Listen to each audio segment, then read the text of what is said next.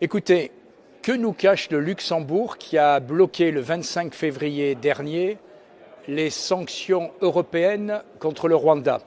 Alors, avec mon équipe, j'ai cherché pour vous. Vous savez déjà certainement que le Rwanda viole sans vergogne la souveraineté de la République démocratique du Congo. Vous savez que Kagame soutient des milices qui pillent les ressources de la République démocratique du Congo et alimentent un conflit sanglant. Et que fait l'Union européenne dans tout ça? Eh bien, au Parlement européen, nous avons enfin voté au Parlement à une très large majorité une résolution le 13 février dernier, justement sur la République démocratique du Congo. Et que disait cette résolution? Eh bien, elle était claire. Elle condamnait le Rwanda et elle demandait clairement l'annulation de l'accord scandaleux sur les minerais critiques signé entre la Commission européenne et Kigali en février 2024, un accord qui, je vous le rappelle, nous transforme au niveau de l'Union européenne en receleurs de matériaux volés. Pourquoi Bruxelles persiste toujours et refuse de faire tomber cet accord? Là, il y a une vraie question.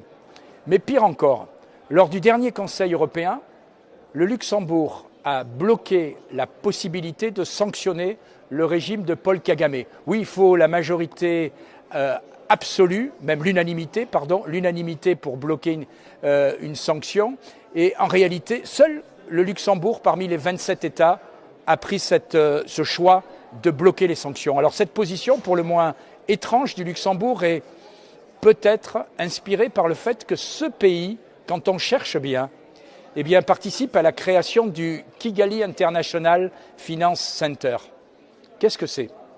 C'est un investissement à hauteur de 9,3 millions d'euros signé en 2021 pour, je cite, stimuler le secteur privé rwandais et attirer les investissements étrangers. Pour piloter ce projet, on retrouve Tidjane Thiam, ancien de chez McKinsey, super banquier international, qui, grâce à l'expertise bancaire luxembourgeoise, participe en réalité à une opération de blanchiment d'images pour un régime sanguinaire qui prospère et s'enrichit sur le chaos régional, l'exploitation illégale des richesses congolaises et massacre des populations de l'Est de la République démocratique du Congo, et cela depuis des années.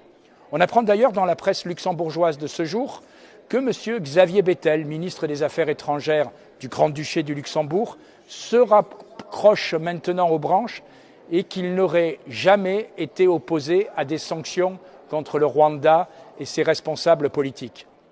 Donc acte.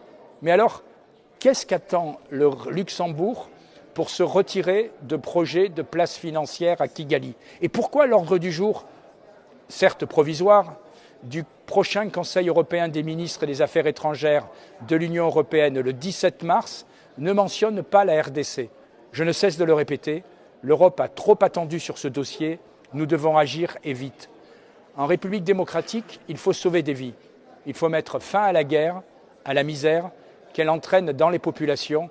Et cette décision du Luxembourg de bloquer les sanctions contre Kigali, de bloquer les sanctions contre M. Kagame est absolument un scandale.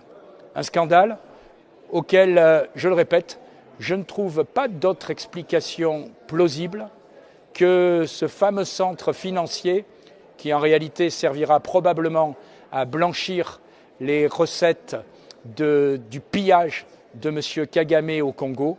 Eh bien, pourquoi le Luxembourg continue à soutenir ce nouveau centre financier et pourquoi il s'est opposé jusqu'à présent à ces sanctions?